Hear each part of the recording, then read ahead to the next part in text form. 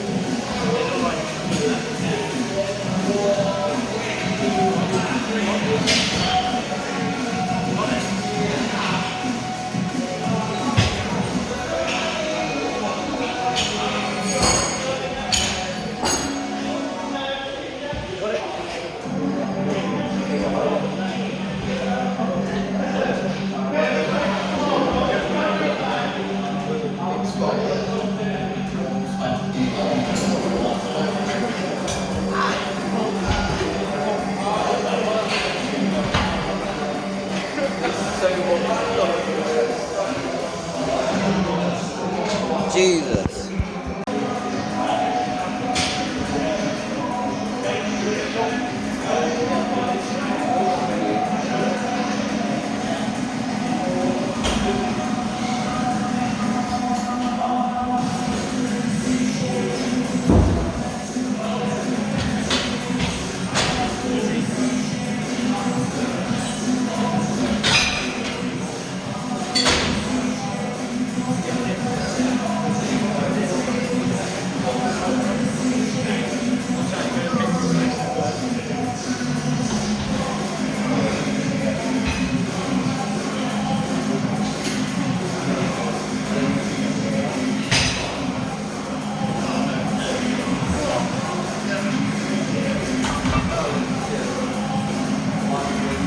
I'm not doing another set of that was painful. I used to get my hand for it, but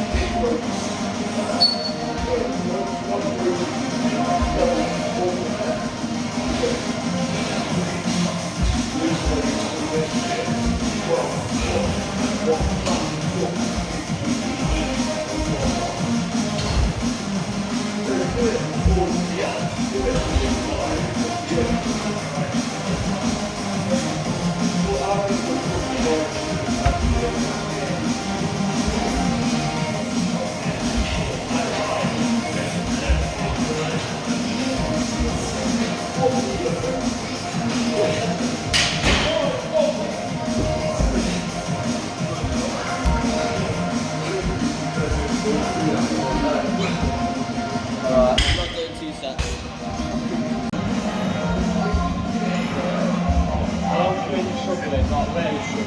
Alright, I'll tell you when.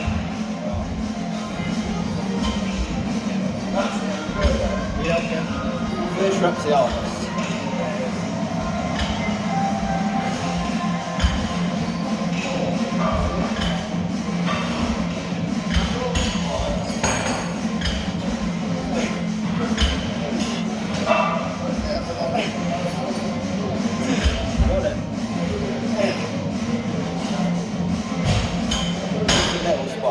Not too much. Spot.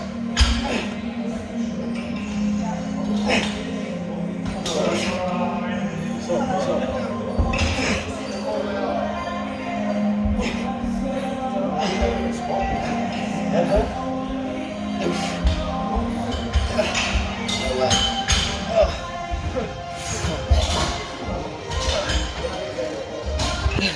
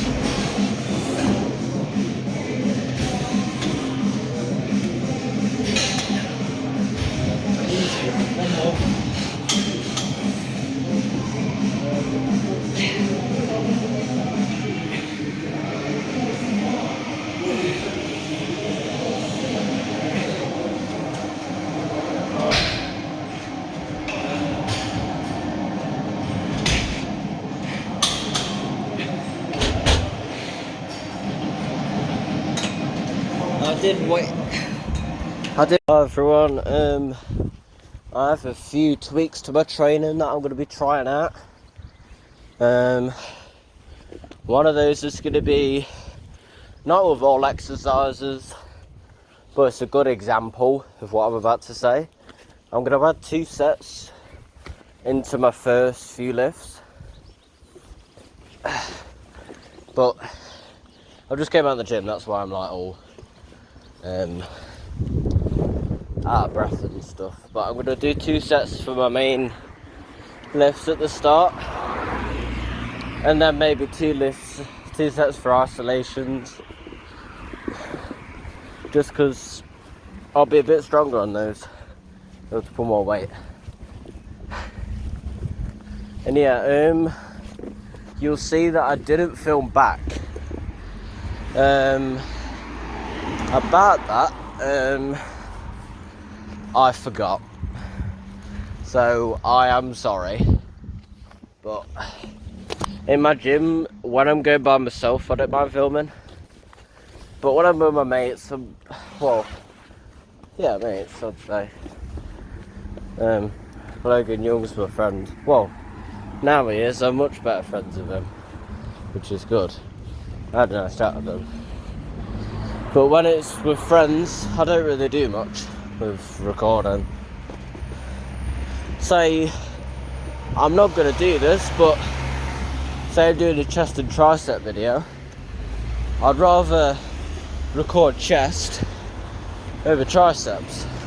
Or say it's a push day, I'd rather do all my big presses like weighted dips, overhead press, incline barbell, flat barbell or flat dumbbell, which I don't recommend doing, by the way, just because the last 2 things you do in regards to pressing, you're going to be unbelievably fatigued, and it's going to absolutely kill you to do those 2 exercises, and you're going to be doing like 3/4 of the weight that you would have been able to do at the start. So that's why I'll do separate arm days for weighted dips and shoulder press, and then separate chest days for my incline. Well, of course, incline dumbbell press will come under for shoulders as well, but not as much an incline for the chest. So I have separate chest days for flat and incline chest press. So yeah, we're going to run across this road if they not get killed. But yeah, and as far as isolations go, you've just got to do them last. I mean, the reason why your arms hurt after doing compounds, for example, if you were to do a set of rope push downs, which I'm not a fan of, but no, if you were to do any kind of cable push down, 2-handed, after a set of weighted dips, or after a couple set of weighted dips, which, you know, or a shoulder press, then you're just not going to be able to exert the same force. And although, say you're doing weighted dips on an arm day, and your chest is going to get in there as well, if you've got good recovery, then that shouldn't be too much of a problem. It's like, another example, tricep exercise with a dip, does the lower chest. Another example is the overhead press. It does the,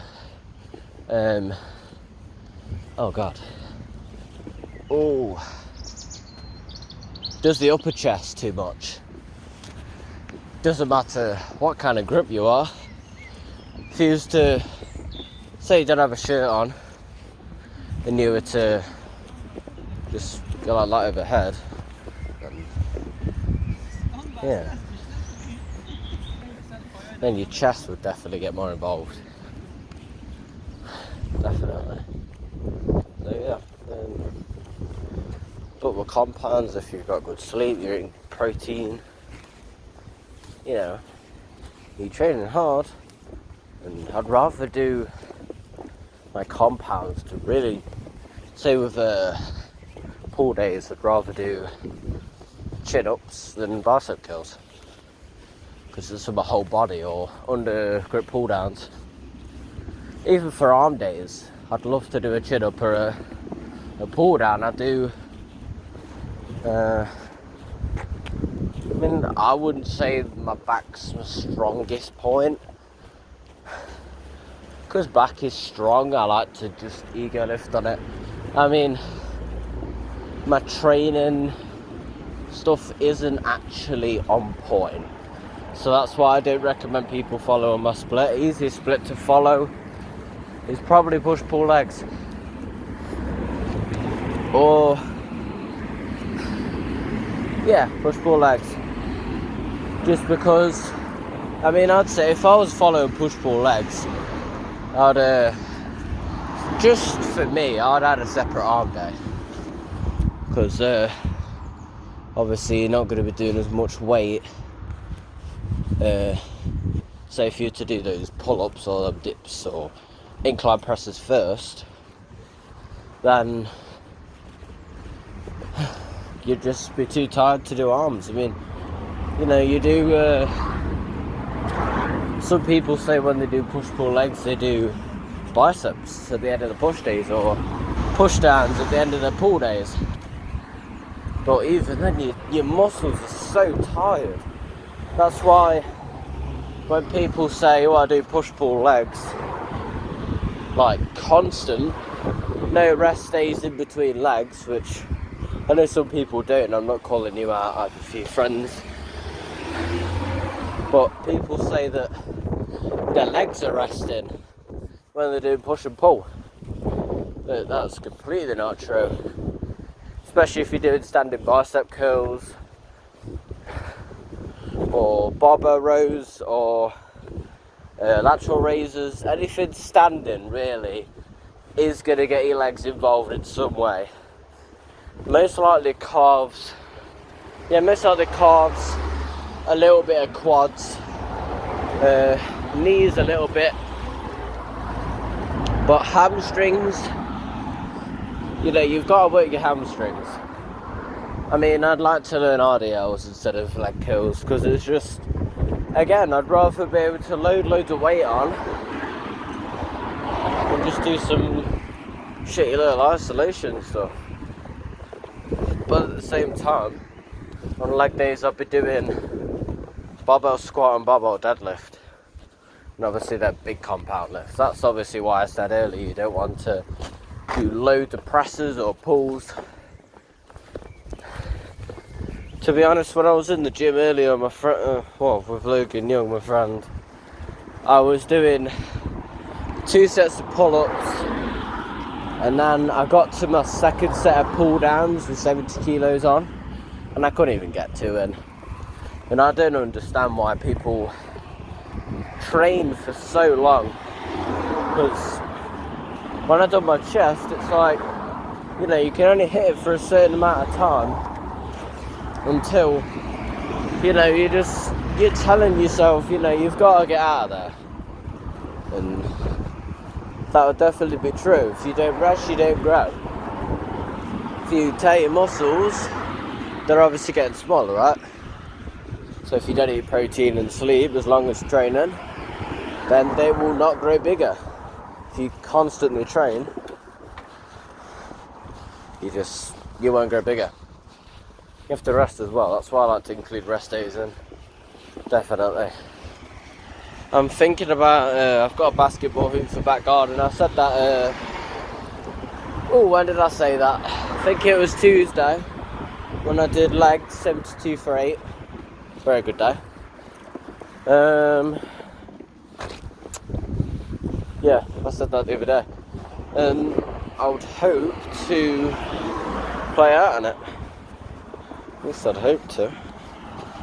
But it's spitting it down a little bit, but not as much as it could be. You know, not. You gotta be grateful for what you have, really.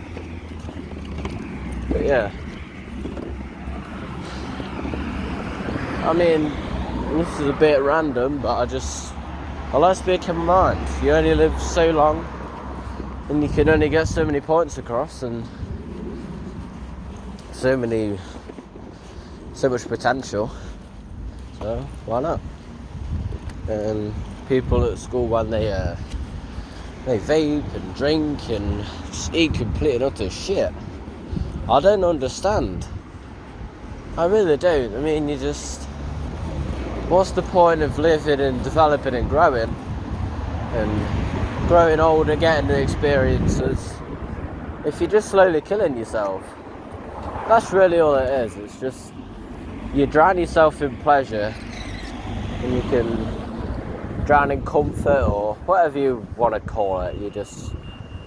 You're ruining your future, and it just sucks. I mean, I've never touched a sip of alcohol in my life. I've touched a vape a couple times, and it's the most pointless thing you can do. I mean, obviously, when you only have one sip of alcohol or one puff on a vape or a fag, you're obviously not going to feel the rush.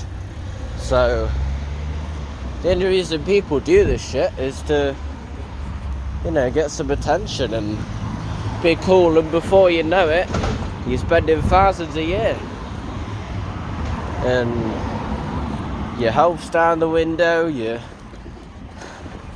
body just depends on it, really.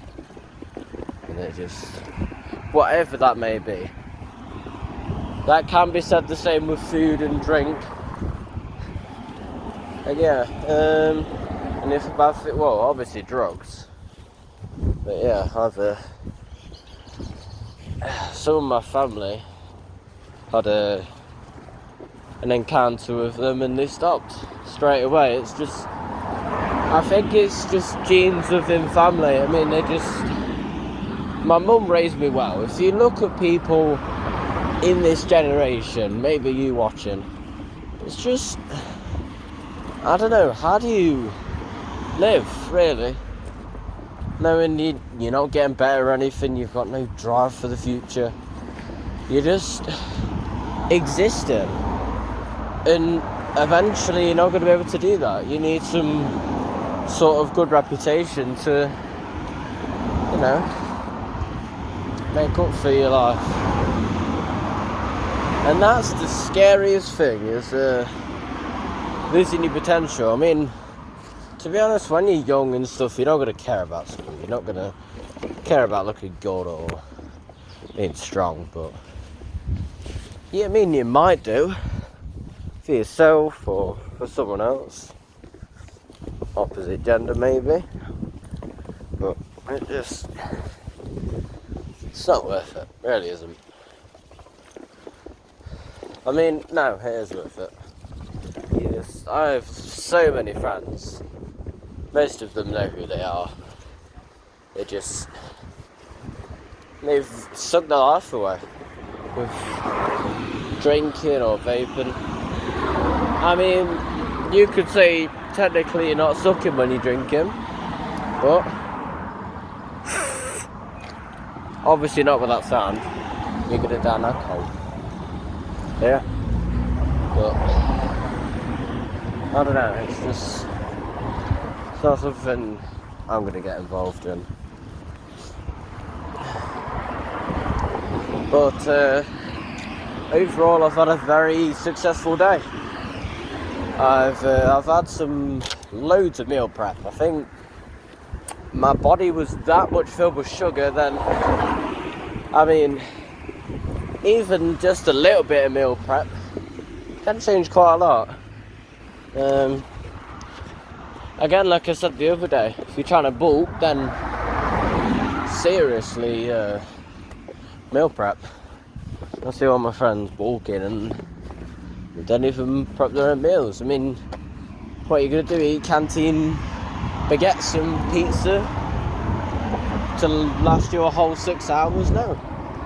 You're going to need, maybe some peanuts or a salad like I do, or some sandwiches, like chicken or bacon sandwiches. I don't know, some form of protein, pasta. You know, I mean, you don't have to bring all these protein shakes. For your first 6 to 8 months of lifting, you shouldn't even be thinking about supplements. And you can ask as many bodybuilders and powerlifters that have been doing their thing for a long time. You want to ask naturals, because though not to criticise everyone else, but naturals that have been doing it for a good 15-20 years know exactly what they're doing. They have a good physique, their strength is really good, they're lean, you know.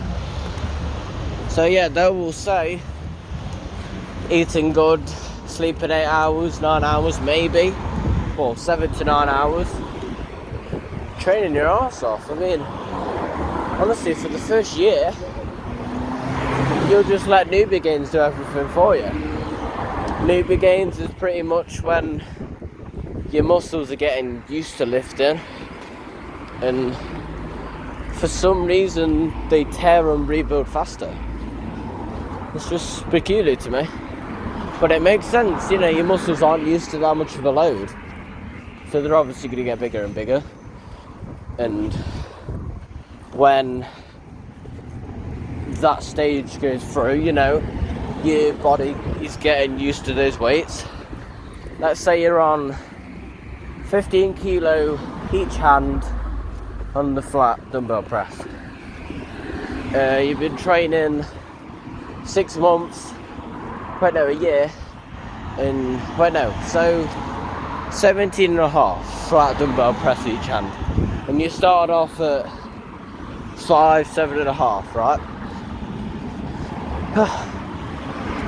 So eventually, after you get 17.5, you're not really sleeping, your training's not the most important thing, your eating isn't the best, and yeah, you're going to eventually plateau. I think this is some advice that I won't say to people straight away, and that's what really gets them confused and caught up, not just physically but certainly mentally, with their training. And they're thinking, you know, I've been doing all this and I've been getting good so far, but the first year of your training is the most important. I've been lifting for nearly 2 years. I'm not saying I'm a professional, but I'm certainly not a newbie either. But yeah. Well, anyway, I'm going to head off because the rain is getting pretty bad. It's about 5 o'clock. So yeah, just let me know if it was raining bad at 5 o'clock. But yeah, good day.